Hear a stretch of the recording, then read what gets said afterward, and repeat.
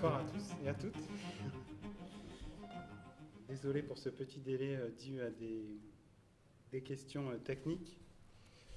Alors, déjà comme vous pouvez le constater, l'une des participantes, Anne Koldefi-Focard, n'est pas parmi nous parce qu'elle est partie à Moscou.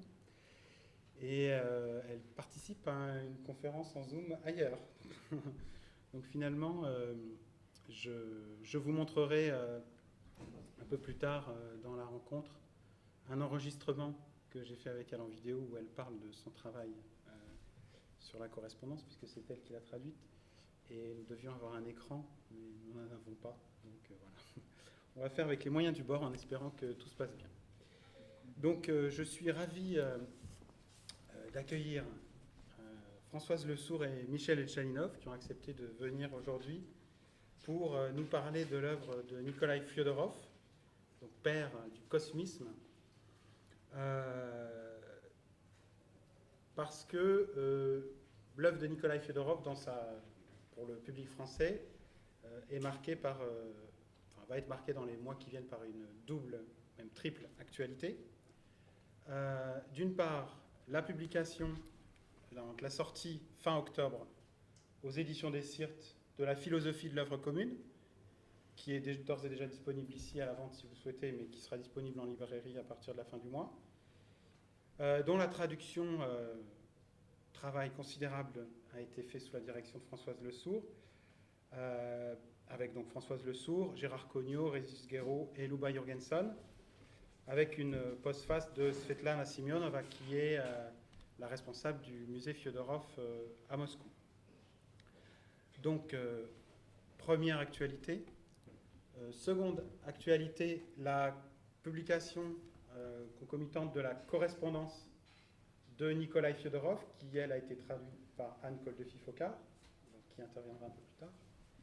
Et au mois de janvier prochain, si tout va bien, Inch'Allah.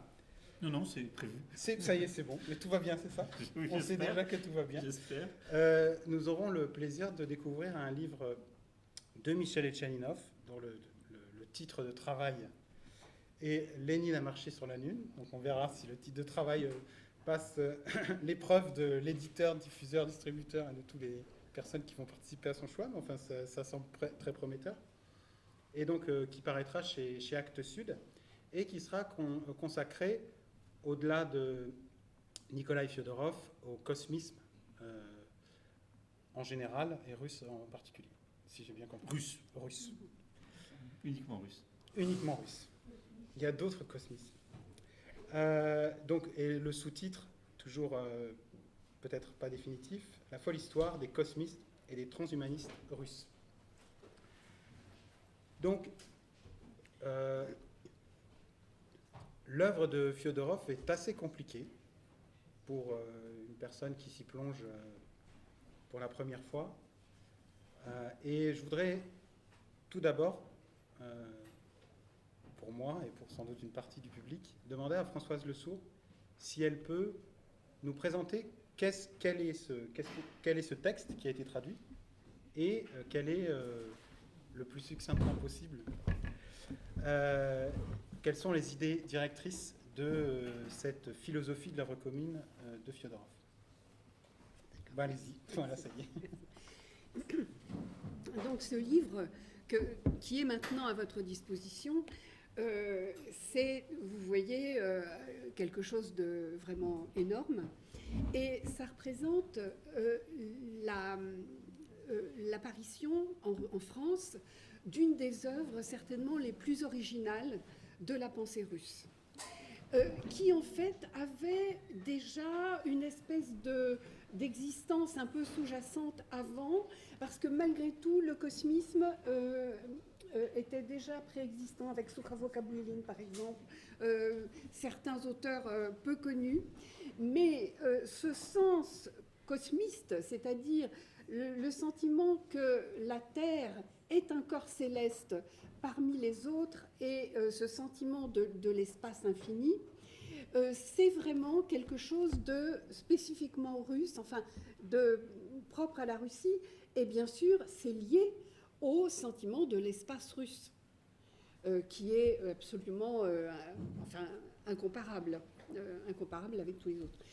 Donc, on a là une œuvre très originale, et originale à la fois par son propos, puisque le propos, c'est de ressusciter l'ensemble des générations passées jusqu'au tout premier ancêtre, et en même temps de conquérir l'espace cosmique, de conquérir toutes les planètes pour aller les habiter.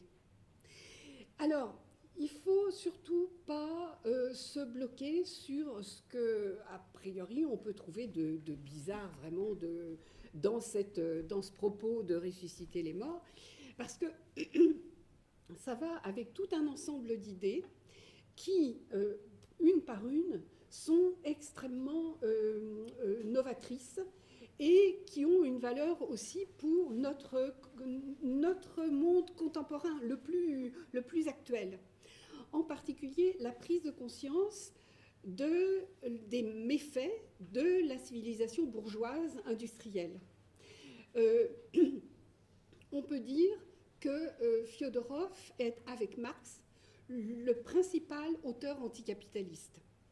Et je vais parler après de l'ensemble de la façon dont est construit le livre, mais il y a ici des œuvres qui sont vraiment dirigées contre le capitalisme. Ensuite, une autre spécificité de Fyodorov, c'est que la civilisation bourgeoise repose sur la femme. La femme est vraiment celle qui favorise tout ce qui est propre à la sensualité, au confort quotidien. Et à cause de ça, justement, elle fait concevoir, alors là, pratiquement je le cite, la terre comme un nid, un lieu où vivre, alors qu'il faudrait en faire un cimetière, un lieu de mémoire consacré aux ancêtres qu'on veut faire revivre, et en même temps envisager la Terre comme un corps céleste au même titre que tous les autres astres. Donc, elle nous empêche de nous ressentir comme les citoyens aussi bien de Mars, de Neptune, de Saturne que de la Terre. Donc ça fait partie des aspects les plus étonnants de cette œuvre, et on peut dire que c'est une œuvre qui est la jonction de deux infinis, à la fois l'infini du cosmos et en même temps l'infini de la vie quotidienne et de la mémoire des gens les plus humbles, de tout ce qu'ils ont apporté à leur niveau tout à fait modeste. Parce que Fyodorov avait vraiment pour but en même temps de faire la chronique, de conserver la mémoire de tous ceux qui avaient un jour vécu en Russie, de tout ce qu'ils avaient fait. Et là aussi, on débouche sur un infini, parce que c'est l'infini de tous les menus faits et gestes des gens les plus humbles à travers toute la Russie et en fait à travers le monde. Donc, c'est cette conjonction de ces deux infinis qui est particulièrement fascinante chez lui, avec cette lucidité sur l'état actuel de la planète, sur le danger que fait courir la civilisation industrielle à la planète, et qui rappelle énormément les propos des écologistes actuels. J'entendais par exemple les trois termes de Sandrine Rousseau, prendre, utiliser, jeter, évidemment, ce qui est complètement condamné, et c'est tout à fait dans l'esprit de Fyodorov. C'est une civilisation qui épuise les ressources naturelles et qui va bientôt conduire l'humanité à sa perte. Donc, il y a dans ce livre, il y a le propos, d'abord, comme je disais au début, de ressusciter... je peux parler jusqu'à Allez-y, parlez. C'est Jusqu'à un quand point important. Ressusciter les morts, Dans une dizaine de minutes. ressusciter toutes les générations passées. Et là, s'est posé le premier gros problème de traduction. Pour ça, il utilise un terme le terme en russe « voskрешение », le fait activement de ressusciter, qui n'est pas la résurrection, enfin pas tout à fait la résurrection, mais qui nous obligeait à utiliser en français un terme barbare, ressuscitation. Et on a longtemps réfléchi là-dessus. Je me suis longtemps posé la question, parce qu'on ne peut pas traduire la ressuscitation de Lazare, par exemple. Ce serait ridicule. Et en fait, à un moment, je me suis rendu compte qu'il y a beaucoup d'endroits où il utilise ce terme voskрешение tout seul, c'est-à-dire sans complément. Il ne s'agit pas de ressusciter telle ou telle personne ou de ressusciter les ancêtres, les morts, etc. C'est la ressuscitation dans l'absolu. Et il s'agit non seulement de ressusciter, mais de les ressusciter dans leur pureté originelle d'avant la chute, de les ramener à leur splendeur originelle, toute chose, et d'abord l'humanité, évidemment.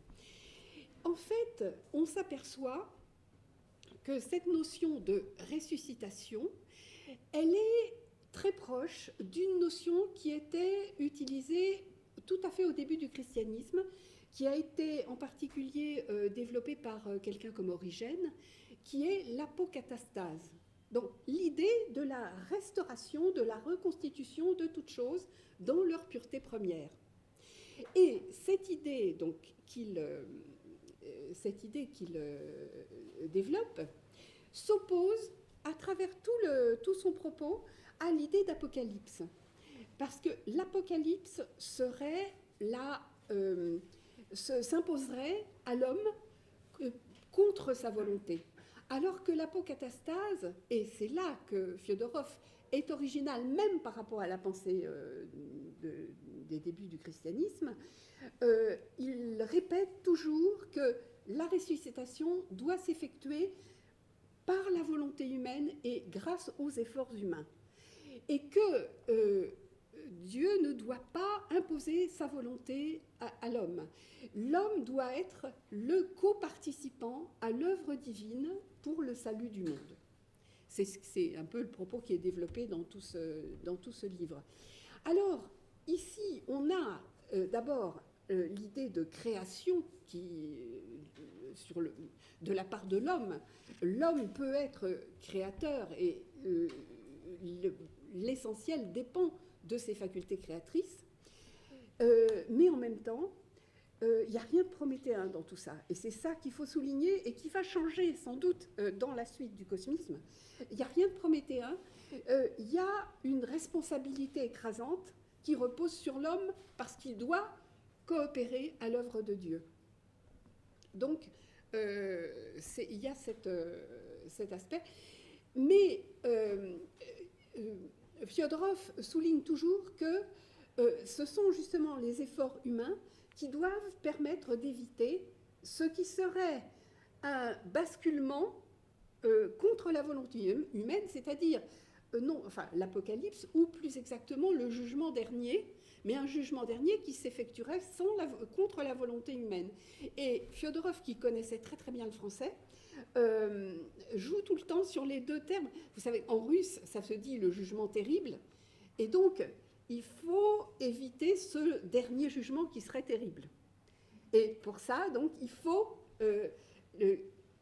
concentrer les efforts des hommes pour ressusciter les générations passées, et il faut pour ça les réunir. C'est pour ça que le livre s'appelle « La philosophie de l'œuvre commune », parce que un des aspects essentiels du propos de Fiodorov, c'est que l'humanité doit se rassembler dans cette œuvre qui doit être commune à toute l'humanité.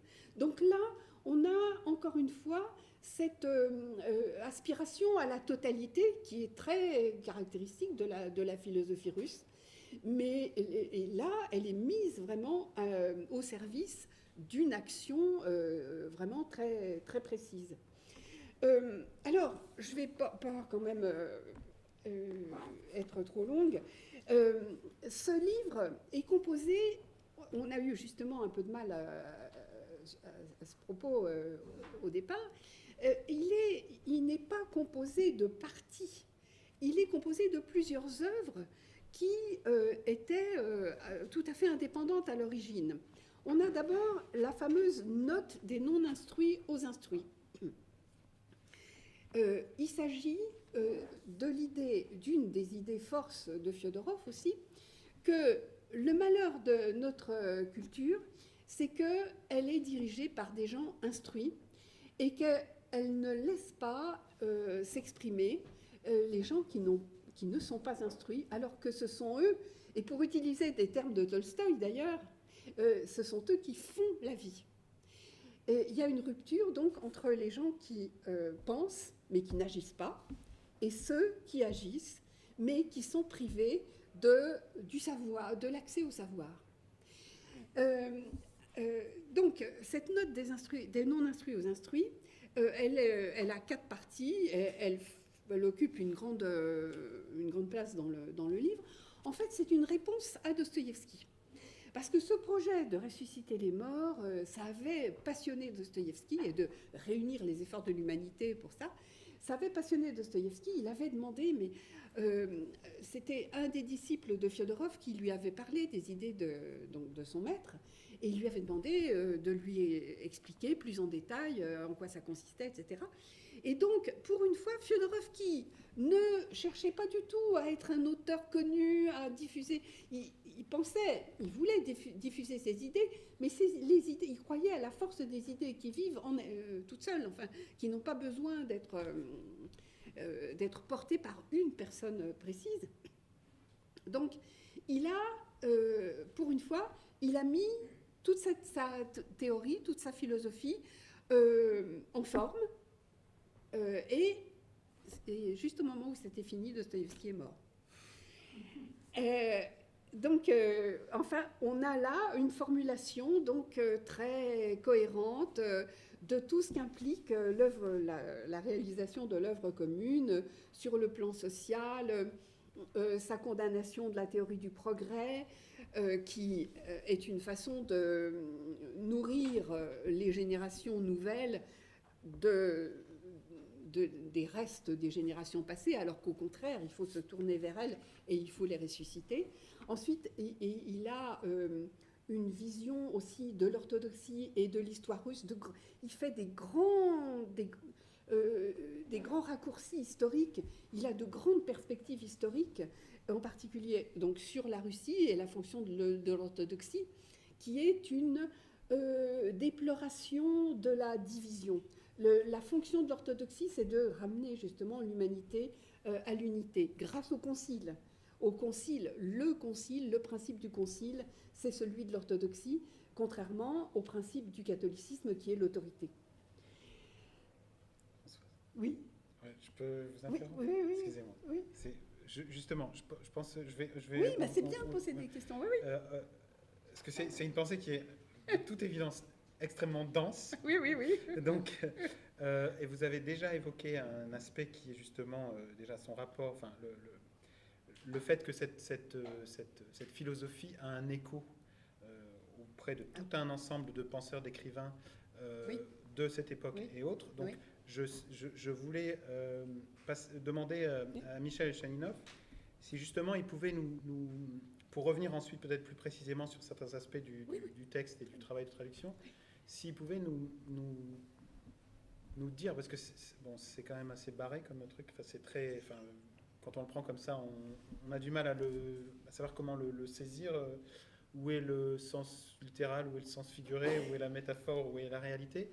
Mais justement, peut-être que c'est dans cette postérité-là et dans les échos que cette pensée a dans tout un tas de domaines qu'on peut en percevoir toute la richesse.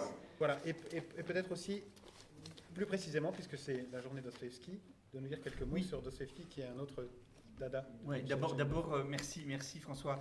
D'abord, je suis très content de voir l'ouvrage là, le réel. On s'est pas mal rencontrés avec Françoise, qui me racontait que c'était une tâche, une tâche commune, une œuvre commune. Alors, c'est pas de ressusciter les morts, mais de faire sortir ce livre. Effectivement, c'est une grande date pour la philosophie russe en France, puisque c'est une œuvre culte. En fait, effectivement, comme le dit Françoise, elle était connue, elle était citée, elle était considérée par certains comme complètement folle, par d'autres comme très importante. Et donc, maintenant, on va pouvoir juger sur pièce pour les non-russophones, pour la lire. Alors moi, je l'attendais aussi avec impatience, parce que moi, j'avais lu Feodorov en russe, on m'avait prêté les œuvres, et donc maintenant, je vais pouvoir comparer j'ai retraduit moi-même et adapter mes traductions avec ce que vous faites. Donc, c'est vraiment un moment important, d'autant que je crois que l'œuvre de Feodorov, effectivement, elle marque véritablement quelque chose de fondamental dans la pensée russe. Et comme aujourd'hui, on est réunis aussi par la journée Dostoïevski, c'est quelque chose qui concerne le premier chef Dostoïevski. Comme l'a dit Françoise, les notes sont une réponse à Dostoïevski, et tout part, si j'ose dire, d'un moment où Dostoïevski écrit en mars 1878, l'année où il va avec Vladimir Solovyov au monastère d'Optino. Il écrit donc à un disciple de Feodorov qui lui a écrit, il s'appelle Nikolai Peterson. Il lui dit quel est ce penseur dont vous m'avez transmis les idées? Il a par trop éveillé mon intérêt avec son devoir de résurrection des générations antérieures. Je suis parfaitement d'accord avec ces idées, je les ai d'ores et déjà faites miennes, dit Dostoïevski. Donc enthousiasme de Dostoïevski. Et puis, il pose quand même une question, celle que tu viens de poser, François. C'est allégorique ou réel? C'est une résurrection dans l'idée ou dans le symbole réel. Et Dostoïevski dit personnellement, je suis pour l'option littérale, réelle, personnelle. La résurrection doit se faire sur Terre. C'est-à-dire que Dostoïevski, on voit qu'il y a un moment où certains penseurs, écrivains, intellectuels russes ont envie que ça soit littéral, que ça soit réel. Alors pourquoi? À mon avis, une des causes, c'est qu'il y a des penseurs qui se revendiquent plus ou moins de la religion, de l'orthodoxie, en tout cas qui ont un peu peur du radicalisme révolutionnaire de l'époque, et donc qui ont envie de répondre au réalisme qui est brandi par les révolutionnaires, qui disent mais vos idées, Dieu, tout ça, nous on va instaurer une société juste, par un autre réalisme. Et Dostoïevski, dans son dernier roman, dans Les Frères Karamazov, qu'il écrit à ce moment-là, présente un personnage qui est justement Alyosha, dont je parlais tout à l'heure, Alyosha, qui est un réaliste. C'est-à-dire que pour Alyosha, les choses doivent se passer ici-bas, sur Terre. Donc, aux idées révolutionnaires réalistes, des penseurs comme Dostoïevski et Feodorov rétorqueraient aussi un christianisme réaliste. Et d'ailleurs, dans Les Frères Karamazov, il y a un passage où Ivan discute avec Alyosha, et Alyosha dit à Ivan tu aimes vivre, donc tu as franchi la moitié du chemin. Ivan lui dit c'est quoi la deuxième moitié? Et Alyosha répond l'autre moitié consiste à ressusciter les morts.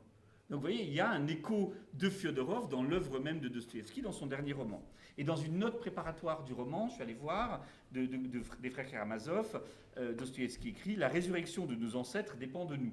Donc voilà, il y a cette idée-là. Et effectivement, il y a donc, dès les années 1870-80, il y a cette idée que...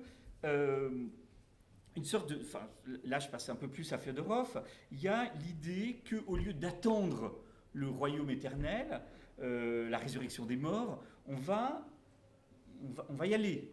Il y a un devoir de résurrection, dit Feodorov. On va passer de la vie contemplative à la vie active. Et là, c'est intéressant quand tu as dit que Marx et Feodorov étaient deux grands critiques du capitalisme, excusez-moi. J'ajoute Dostoïevski, qui est aussi un grand critique du capitalisme. Mais justement, on voit que c'est assez proche. C'est pas un hasard si Feodorov à ce moment-là insiste sur l'activité. Parce que il y a un côté marxien. Quand Marx dit dans la 11e thèse sur Feuerbach, les philosophes n'ont fait qu'interpréter diversement le monde, ce qui compte maintenant c'est de le transformer, c'est un appel à l'action. Et Feodorov, en quelque sorte, enfin c'est ma vision de ce que fait Feodorov dans l'histoire des idées, répond à cet activisme révolutionnaire en disant il y a un activisme chrétien aussi. Et l'activisme chrétien, c'est justement ressusciter les morts, ressusciter nos aïeux. Et autant le marxisme révolutionnaire prétend être international, résoudre tous les conflits de classe, donc les conflits nationaux, et rassembler l'humanité autour d'un merveilleux avenir, autant Fyodorov considère que cette tâche de résurrection des morts va fédérer tous les hommes, va faire cesser les guerres, et va finalement aboutir à une sorte de fraternisation, mais pas au sens républicain, au sens véritablement familial, des humains.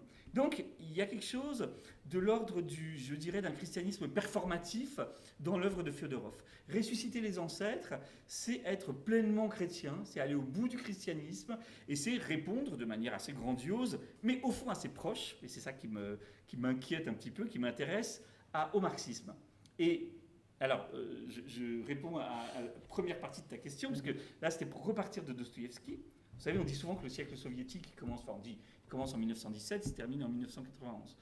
Moi, j'ai l'impression qu'en fait, on peut voir plus large et se demander s'il n'y a pas quelque chose de très soviétique qui commence à ce moment-là, en 1878, avec cette petite correspondance Dostoïevski-Fyodorov, et qui peut-être continue aujourd'hui. C'est une autre question. Pourquoi je dis ça ? C'est parce que, au fond, le siècle soviétique, la révolution bolchevique, qui s'est placée sous les auspices de Marx et Lénine, peut-être devrait aussi se placer en partie sous les auspices de Fyodorov. Parlons de manière réelle et concrète. Fyodorov a eu des disciples, notamment Peterson, notamment Kozhevnikov, et puis d'autres qui ont, notamment un qui s'appelle Gorsky, qui a été arrêté en 1929, en tout cas envoyé au Goulag. Un autre disciple qui s'appelle Muravjov, qui a été également arrêté en 1929. Et ces gens-là ont été accusés en 1929, donc au moment où Staline véritablement provoque un tournant dans l'histoire du pays bolchevique. Et ces gens-là sont accusés véritablement de fyodorovisme, comme on pouvait envoyer quelqu'un au goulag sous le titre de tolstoïsme, etc. Donc, d'un point de vue officiel, les fédoroviens, les disciples de Fyodorov, sont persécutés, envoyés au goulag. Et pourtant, et c'est un peu l'une des thèses du livre qui va sortir en janvier, du mien, qui lui... Il y a un chapitre sur Fyodorov, mais qui part de Dostoïevski, qui arrive jusqu'à aujourd'hui. Il y a quelque chose de fyodorovien dans la révolution russe et dans le siècle soviétique. Alors, peut-être qu'on y reviendra, mais je vous donne un ou deux exemples. Dans les années 20, il y a un mouvement révolutionnaire c'est pas encore l'URSS, dans la Russie bolchevique, qui s'appelle le biocosmisme. Le biocosmisme, ce sont des poètes avant-gardistes qui créent des revues à Leningrad, à Saint-Pétersbourg et à Moscou, qui s'appellent Biocosmisme ou L'immortalité, et qui disent que la tâche des révolutionnaires, puisque c'est de transformer de fond en comble l'humanité, donc de casser, de détruire les barrières de classe, notamment, eh bien, c'est de détruire toutes les barrières qui limitent ce qu'il y a d'infini dans la vie humaine, l'ampleur de la vie humaine. Et donc, ces biocosmistes nous disent, mais il y a encore des limites qui restent. Il y a deux limites. C'est la mortalité, la finitude, et la conquête de l'espace. Et donc, les biocosmistes, dans les années 20, vont faire la promotion d'un droit. Alors, eux, ils s'expriment un peu par le langage de 1789 et de la Révolution, un droit de l'homme à être immortel et à aller vivre dans l'espace. Alors, ils savent, ces biocosmistes, que Fyodorov n'a pas bonne presse, parce que Fyodorov, c'est un penseur chrétien, qualifié des réactionnaires, etc. Et en même temps, ils considèrent que la résurrection des ancêtres est aussi une tâche qu'ils doivent accomplir. Donc l'immortalité, mais aussi la résurrection des ancêtres et la conquête de l'espace. Et donc, ces biocosmistes se défendent, je trouve, de manière assez maladroite, en disant « mais Fyodorov, c'est un mystique, c'est un chrétien, nous sommes des anarchistes, nous sommes des révolutionnaires ». Mais au fond, ce qui est assez troublant, c'est qu'ils utilisent un vocabulaire très religieux, eux-mêmes. C'est-à-dire, ils parlent ils utilisent en permanence dans leurs textes avant-gardistes un vocabulaire religieux, et que par exemple Sviatogor, un des grands biocosmistes des années 20, va fonder en 1922 une église du travail. Donc il était lui-même fils de prêtre. Enfin, il y a quelque chose de religieux là-dedans. Le fond religieux de la chose, sans doute, je crois que c'est Berdyaev qui l'a bien vu. Berdyaev, ce grand philosophe russe, émigré en France, exilé en France, était allé en 1918, il le raconte dans ses mémoires, à une réunion de biocosmistes. Et il arrive et il voit des biocosmistes, il dit ce sont des anarchistes qui veulent faire l'immortalité et conquérir les étoiles. Il dit pour moi ils sont parfaitement fyodoroviens, ce sont des disciples de Fyodorov, même s'ils ne le disent pas, c'est la même idée. C'est défaisons-nous des limitations, des limitations tragiques, nos limites, la finitude, notre ancrage à la terre, ressuscitons les ancêtres et devenons nous-mêmes immortels. Et il écrit des quelques lignes en disant finalement ce sont les mêmes. Et on sait que Berdyaev, dans ses livres sur le communisme, notamment sur le sens du communisme russe, explique que pour lui, le bolchevisme, c'est pas du tout un phénomène marxiste. C'est un phénomène profondément crypto-religieux. C'est-à-dire que quand on fait de Lénine une relique, quand on propose au peuple un messianisme de la révolution mondiale et de l'égalité absolue, quand on a des grands leaders intouchables, etc., on est en fait en train de créer un discours crypto-religieux. Et c'est ça qui est intéressant, c'est que le cosmisme, effectivement le cosmisme de Fyodorov, est officiellement interdit. Il va revenir plus tard dans les années 70 et 80. Mais au fond, je crois que ce cosmisme-là, quand même, inspire beaucoup. Finalement, le phénomène révolutionnaire et même le siècle soviétique. Donc, je ne veux pas parler trop longtemps, mais en gros, ce que j'aimerais dire, c'est que ces idées-là, ces idées de créer un homme nouveau, donc un homme immortel, donc un homme qui s'affranchit de toutes les limitations de l'existence passée, eh bien cet homme nouveau soviétique eh bien, est plus ou moins consciemment imprégné de ce mouvement cosmiste. Je citerai un dernier exemple. Le dernier exemple, c'est le grand roman de Platonov, Tchevengour, que beaucoup d'entre vous sans doute connaissent, qu'il a rédigé entre 1926 et 1929. Bon, alors c'est un roman qui n'a jamais vu le jour. Hein. Staline, sur les marges, a écrit « Svoloch, salopard ». Platonov a essayé d'intervenir auprès de Gorky, mais ça n'a pas marché, le roman n'a pas été publié. Tchevengour, par exemple, qui est un roman de la construction révolutionnaire, est aussi un roman profondément cosmiste. Alors Platonov, lui, avait très bien lu Fyodorov, ça a été très bien documenté, et ce roman, qui est un roman justement de l'homme nouveau, de l'idée qu'on va faire travailler le soleil, même la nuit. Vous voyez que le soleil doit être un prolétaire comme les autres et doit travailler tout le temps pour les hommes, qu'on va libérer les animaux domestiques, les vaches doivent être considérés aussi comme des prolétaires qui ont droit, etc., à certaines choses. C'est quelque chose qui a paru assez grinçant et parodique à Staline. On comprend pourquoi il n'est pas du tout aimé ce roman. Mais c'est une œuvre de foi en l'homme nouveau, socialiste, et profondément imprégné de cosmisme. Dernier exemple, et j'arrête là. Alors ça, c'est avant la Révolution. Vous savez, après l'échec de la Révolution de 1905, il y a plusieurs dirigeants bolcheviques, de la fraction donc bolchevique, qui se sont dit que le peuple ne suivrait jamais une révolution. Et donc, notamment des hommes comme Lunacharsky, qui allait devenir commissaire du peuple à la culture, à l'instruction après la Révolution, ou encore Gorky, qui à l'époque était très important dans les milieux bolcheviques, à Capri. Eh bien, ils ont créé un mouvement qui s'appelait les constructeurs de Dieu. Si nous, marxistes, révolutionnaires, bolcheviques, nous voulons réussir une révolution, il faut que le peuple, tout imprégné de religiosité, nous suive. Et pour qu'il nous suive, il faut lui dire que nous aussi, on a un Dieu. Mais ce Dieu, ce n'est pas un Dieu imposé par une église profondément aliénante, c'est le Dieu que nous-mêmes construisons par notre action. C'est l'idée profondément feurbachienne que c'est l'humanité en tant que genre humain qui est la divinité. Et donc, dans ces années-là, il y a notamment un récit de Gorky qui est absolument extraordinaire sur les constructeurs de Dieu, qui s'appelle Résurrection, qui parle des constructeurs de Dieu, qui raconte l'itinéraire d'un jeune homme qui devient révolutionnaire constructeur de Dieu. Eh bien, il y a cette idée suivant laquelle, finalement, l'idée de Dieu, une forme de mysticisme, mais aussi une foi dans la science, peuvent se mêler dans cette volonté de s'affranchir des règles anciennes, de s'affranchir de toutes les limitations et véritablement d'expérimenter une vie nouvelle où on allait se débarrasser peut-être de la mort, où on allait peut-être ressusciter les ancêtres, ou si on momifie Lénine, c'est peut-être un jour pour qu'il ressuscite.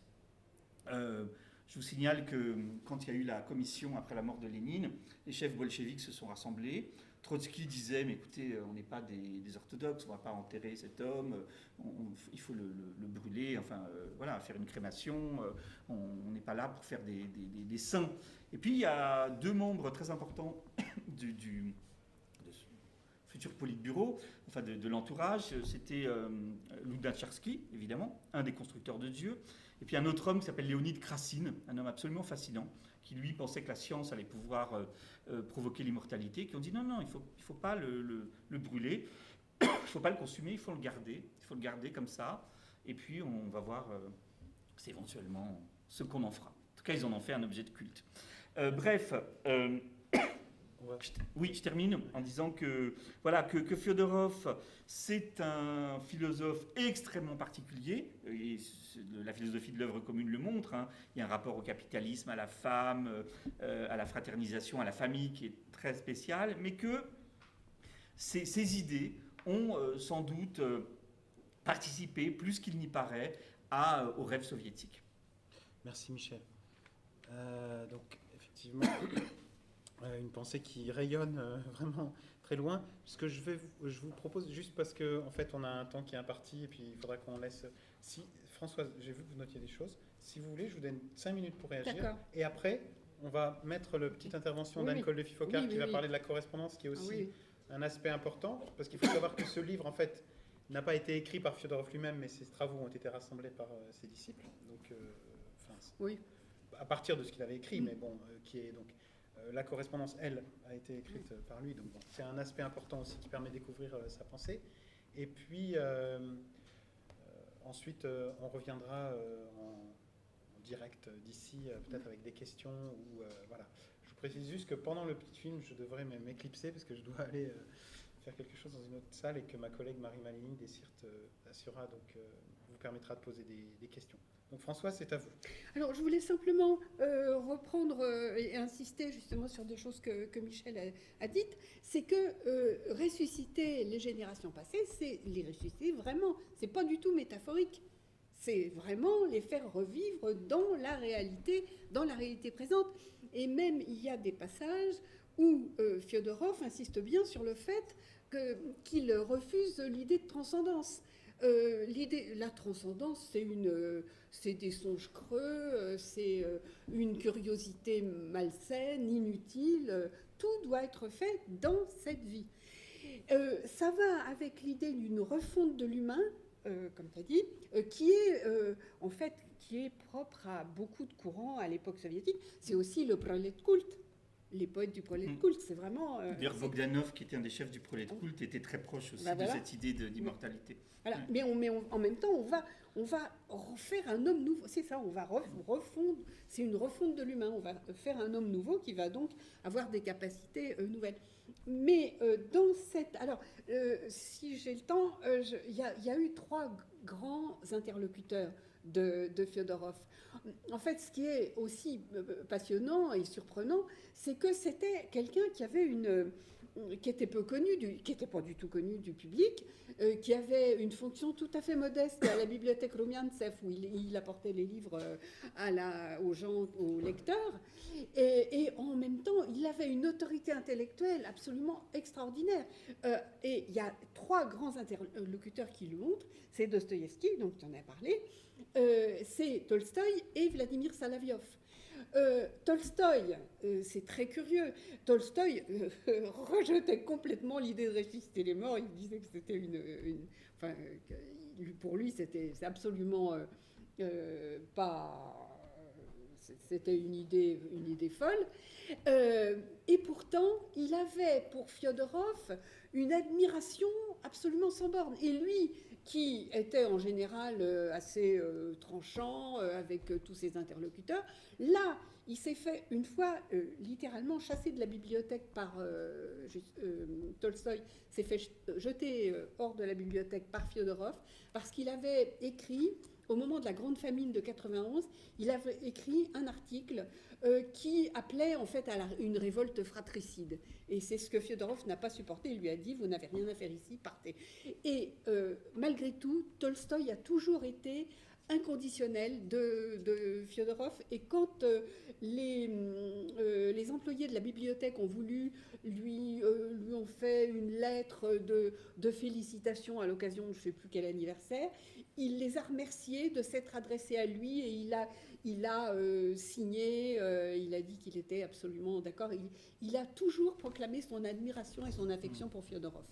Et puis alors, il y a Vladimir Solovyov, donc le grand philosophe de cette époque-là, qui a eu aussi un dialogue polémique très intense avec Fiodorov, parce qu'il était lui aussi complètement enthousiasmé par son idée de ressusciter les morts, mais l'idée que la perfection peut être de ce monde lui semblait impossible. Et c'est justement sur la question de l'immanence et de la transcendance qu'ils ont eu toujours un espèce de... oui, enfin un dialogue polémique très, très fort, où Solovyov ne s'est jamais opposé frontalement à Fiodorov, mais quand même, il ne l'acceptait pas. Mais, ceci dit, il a en particulier dans une œuvre, tout est traduit en français de Solovyov, donc on peut très bien voir, on peut très bien mesurer, maintenant que Fiodorov est en français, on peut très bien mesurer ce dialogue dans Le déclin de la vision médiévale du monde de Solovyov. Il a cette phrase extraordinaire, il dépend de nous que le Christ ressuscite dans son humanité. C'est des phrases vraiment étonnantes. Enfin, et donc Solovyov était toujours un petit peu à la limite, mais il lui faisait remarquer quand même qu'on ne pouvait pas éviter l'idée de transcendance et que la perfection ne peut pas être de ce monde. Et c'est donc sur cette notion-là qu'il divergeait. Mais il y a encore un autre aspect qui est très important pour comprendre aussi vraiment en profondeur la pensée de Fiodorov, c'est la notion d'évolution. Et c'est là aussi que l'action humaine rappelle la place de l'action humaine est la même que chez Marx. On a trouvé les lois qui régissent l'économie, la société, etc. Donc on va pouvoir transformer. Et là, c'est pareil, c'est une idée de son temps. On a vu ce que c'était que l'évolution de l'humanité. Donc on a vu à quelle loi elle obéit. Donc l'homme va pouvoir orienter cette évolution. Et il va même pouvoir se doter d'organes nouveaux. Et il y a un terme qui était extrêmement difficile à traduire, le terme polnorgan, c'est-à-dire le moment où l'homme sera doté de la totalité des organes. Mais on ne sait pas où ça peut s'arrêter, enfin, mais apparemment... On n'est pas sûr d'avoir envie d'y aller. Apparemment, donc, comme l'évolution et l'adaptation au milieu a créé de nouveaux organes, il n'y a pas de raison, l'homme, par son action, doit pouvoir créer aussi de... Moi, je suis plus tenté par l'aventure spatiale. J'ajoute un lien logique, justement, c'est que si on ressuscite tous les ancêtres, il n'y aura plus de place sur Terre. Donc, il faut la conquête spatiale. Ah bah oui. Donc, en fait, la résurrection et la conquête spatiale sont liées logiquement, et donc le cosmisme est en train de naître. Ah, excusez-moi, on va passer la parole à Anne Coldefi, qui attend depuis un moment, en fait, dans la boîte. La correspondance se compose de 281 lettres, ce qui est quand même assez impressionnant. Il y en a de très courtes, mais dans l'ensemble, elles sont consistantes et certaines fois longues, vraiment longues. La première date de 1873 et la dernière de 1903, ce qui donne quand même une longue période. 1903 pour la dernière, 2 mois avant la mort de Fiodorov.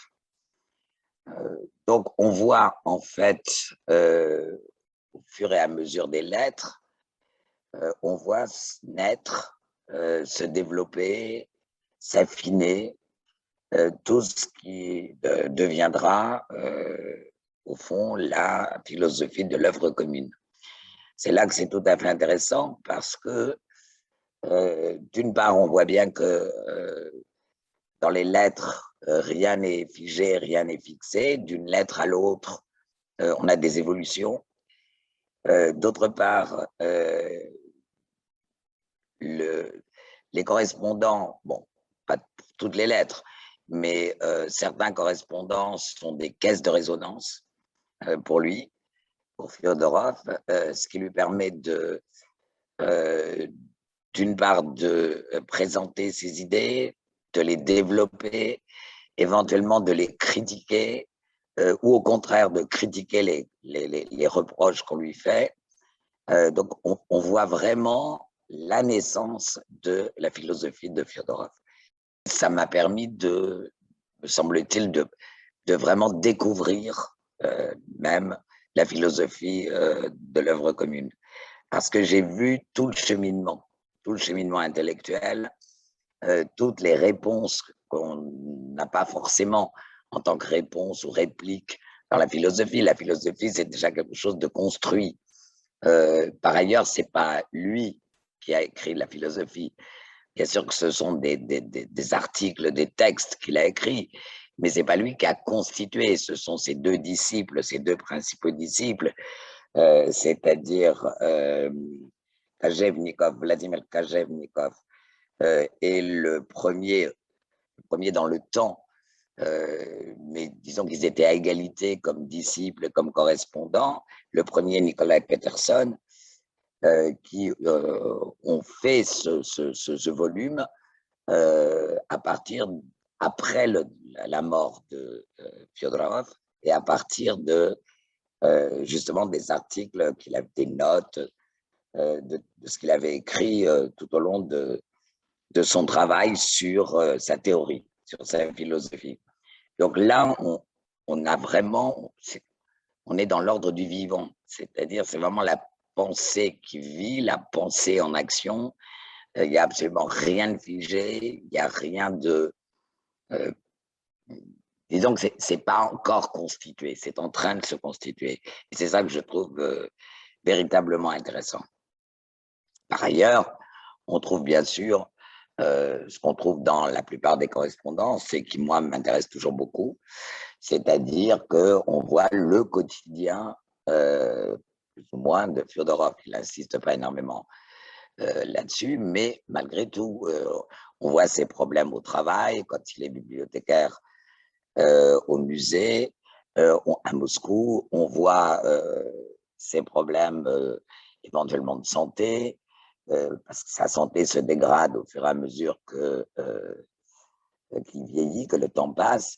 On voit aussi ses problèmes financiers, on le voit vivre, et du coup, on a une sorte de portrait, d'autoportrait involontaire du philosophe.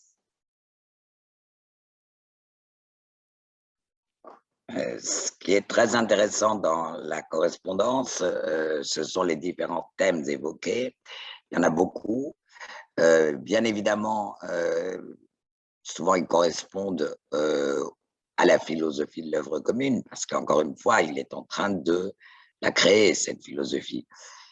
Donc, bien évidemment, au centre de tout, et même au-dessus de tout, il y a la question de la ressuscitation active des ancêtres, des générations passées. Et pas uniquement.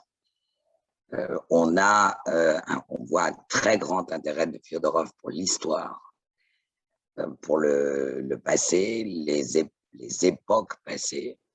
On voit un très grand intérêt, et c'est très frappant, à la fois dans la philosophie de l'œuvre commune, mais aussi dans la correspondance, et peut-être quelquefois encore en plus détaillé dans la correspondance.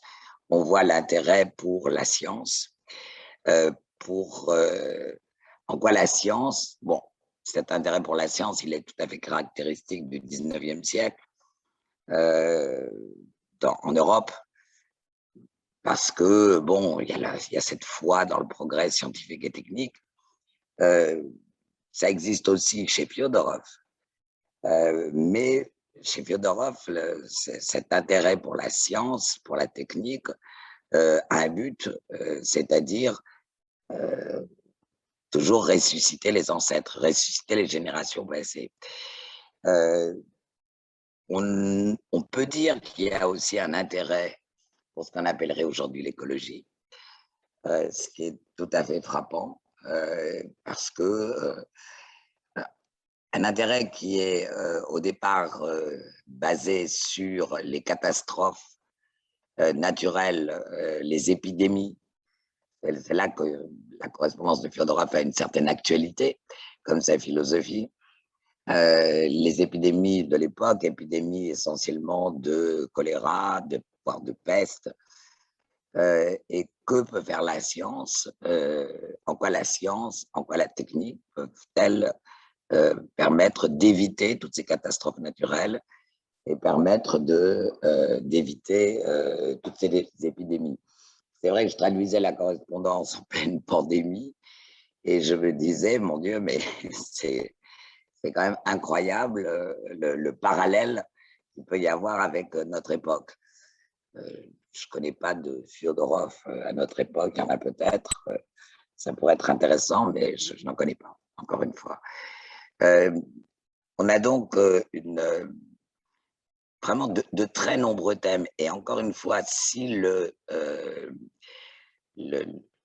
fondement de tout et le grand centre d'intérêt, c'est la résurrection des pères et le fait de les ressusciter, on a énormément de choses qui gravitent autour de ce thème central, que je trouve véritablement passionnant. Et on a souvent ce sentiment lorsqu'on traduit des correspondances de fortes personnalités comme Fyodorov. Moi, j'ai traduit celle de Dostoïevski. J'avais exactement à certains moments le même sentiment, les mêmes réactions. Ce sont des figures qui sont tellement prises par leur message, par ce qu'ils veulent dire, par leur pensée, par ce à quoi ils croient, que ils peuvent paraître très injustes parce qu'ils ne voient pas le reste. Ils ne voient pas, au fond, les gens qui les entourent. À certains moments, oui, ils peuvent paraître véritablement ingrats. Je crois que ce n'est pas le cas.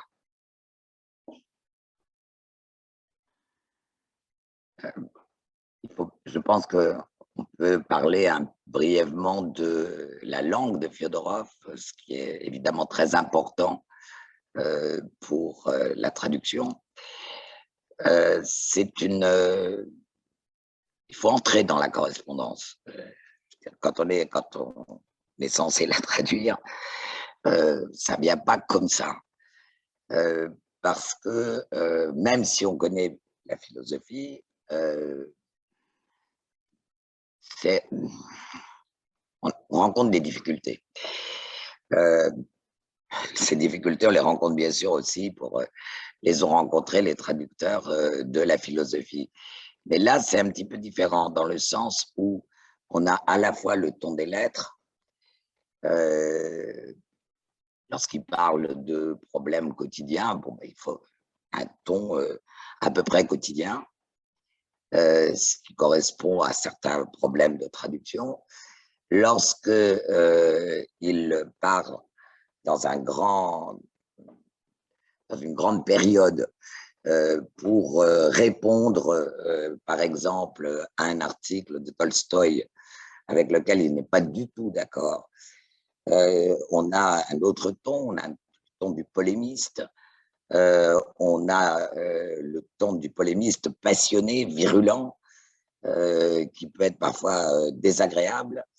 On a très très souvent de très longues périodes lorsqu'il part dans une idée, lorsqu'il veut démontrer une partie de ses idées, on part dans des phrases qui sont absolument interminables. Une phrase peut faire une demi-page, une page, et on n'en sort pas. Donc, il faut à la fois respecter ce côté un peu brut, ce côté spontané du texte, des lettres. D'un autre côté, il faut aussi que ce soit lisible pour le lecteur en général, pas seulement d'aujourd'hui. Ensuite, il y a évidemment tout ce qui concerne les concepts et les idées qu'il développe et qu'il crée pour la philosophie de l'œuvre commune. Et là, je dois dire que je me suis renseigné auprès de l'éditeur pour savoir ce qu'avaient choisi les traducteurs de la philosophie pour qu'on arrive à unifier un peu les choses de manière à ce que les lecteurs qui veulent vraiment s'intéresser et connaître Fyodorov, qui voudront lire et la correspondance et la philosophie, ne soient pas complètement perdus.